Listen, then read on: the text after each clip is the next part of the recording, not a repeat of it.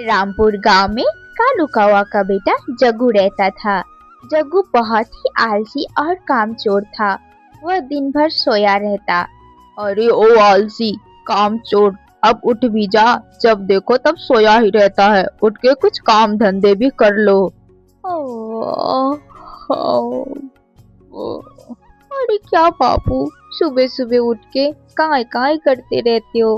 अब मुझे सोने भी दो। मैं उठ के क्या करूँगा? अभी तो 11 ही बजे हैं।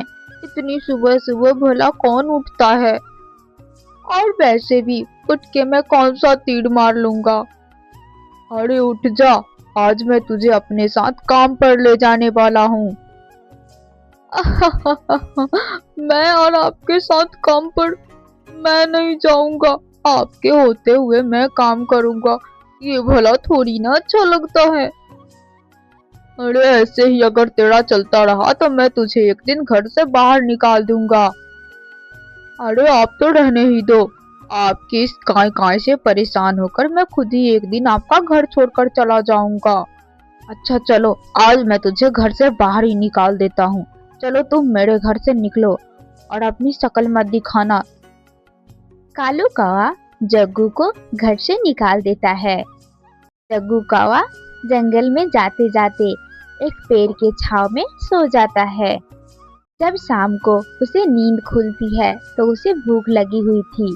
थोड़ी दूर पर पास में बुलबुल काका का चाय समोसे का दुकान था।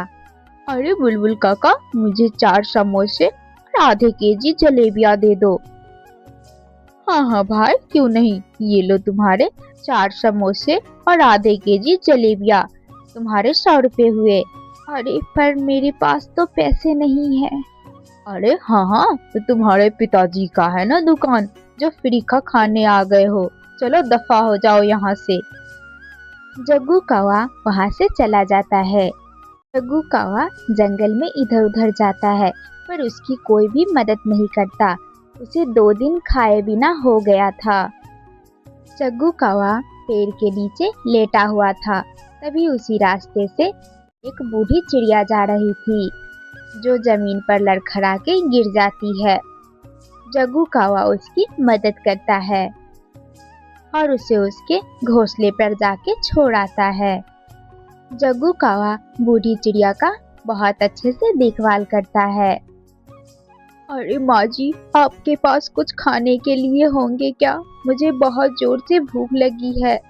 अरे बेटे, मेरे पास तो कुछ खाने के लिए नहीं है, लेकिन मेरे पास ये 20 रुपए है। ये लो, इसमें जो आएंगे जाके ले आओ। अरे इतने में क्या होगा? चलो ठीक है, जो आता है मैं ले आता हूँ जाके। एक काम करता हूँ, मैं इसका मैगी ही ले आता हूँ। इतने में आ भी जाएंगे और जल्दी बन भी जाएंगे। जग्गू कौवा 20 रुपए का मैगी लेकर आता है। माँ जी, आप ये मैगी बना दो। बूढ़ी चिड़िया मैगी बनाती है। दोनों मिलकर खूब मजे से मैगी और चाय पीते हैं।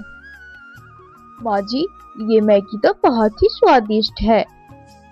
मैंने तो आज तक ऐसे स्वादिष्ट मैगी नहीं खाया। अच्छा माँ जी, अब मैं चलता हूँ। आप अपना ख्याल रखना। अभी बूढ़ी चिड़िया उसे अपने बक्से से एक पोटली निकाल कर देती है। ये लो बेटे, ये जादुई मसाला है। इसे जिस भी खाना में तुम डालोगे उसका स्वाद 4 गुना हो जाएगा। ये तुम अपने साथ ले जाओ। जग्गू कौवा चला जाता है।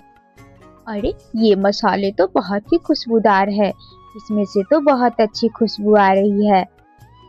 इस मसाले से तो मैं अपना एक ढाबा खोल सकता हूँ। अरे पर मुझे तो कुछ बनाने ही नहीं आता। ऐसा करता हूँ, मैं चाय और मैगी का ही दुकान खोल लेता हूँ। जग्गू चिड़िया चाय और मैगी का दुकान खोलता है। उसका दुकान बहुत चलने लगता है क्योंकि उसका मैगी बहुत ही स्वादिष्ट था। एक दिन जंगल में बहुत तेज आंधी और बारिश आता है। जग्गू कौवा का दुकान उड़ जाता है। जग्गू चिड़िया बहुत ही उदास हो जाता है, पर जग्गू चिड़िया हार नहीं मानता है। वह अगले दिन फिर से अपना ठेला लगाता है। धीरे धीरे करके जग्गू चिड़िया की मेहनत से ठेले से ढाबा बन जाता है और वह बड़े चिड़िया बन जाता है। अरे बुढ़िया भैया, मैंने सुना है एक कौवा और कौवी मंदिर में 4 दिनों से भूखे प्यासे पूजा कर रहे हैं अपने बेटे के लिए। पहले तो उसने खुद ही अपने बेटे को घर से निकाल दिया और फिर वापस लाने के लिए पूजा कर रहे हैं। पता नहीं कैसे माँ बाप है। अरे कहीं ये मेरे माता पिता तो नहीं। और जग्गू चिड़िया भागते हुए मंदिर की ओर जाता है।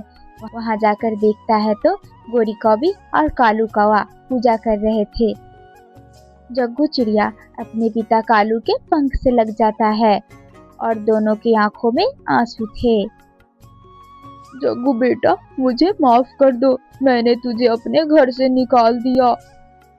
तुम वापस घर चलो, मैं तुझे कुछ नहीं कहूँगा। मुझे भी माफ कर दो पिताजी, लेकिन इससे पहले आप मेरे ढाबा पे चलो। और जग्गू चिड़िया गोरी कौवी और कालू कौवा को अपने ढाबे पर ले जाता है। अरे जग्गू बेटा, क्या यह ढाबे तुम्हारे हैं? जी पिताजी, ये सारे मेरे हैं और मैंने ये अपने मेहनत से बनाए हैं। मुझे माफ कर दो पिताजी, मैं आज जो कुछ भी हूँ आपके वजह से ही हूँ। अगर आप उस दिन मुझे घर से नहीं निकालते तो मैं ये सब कुछ नहीं कर पाता।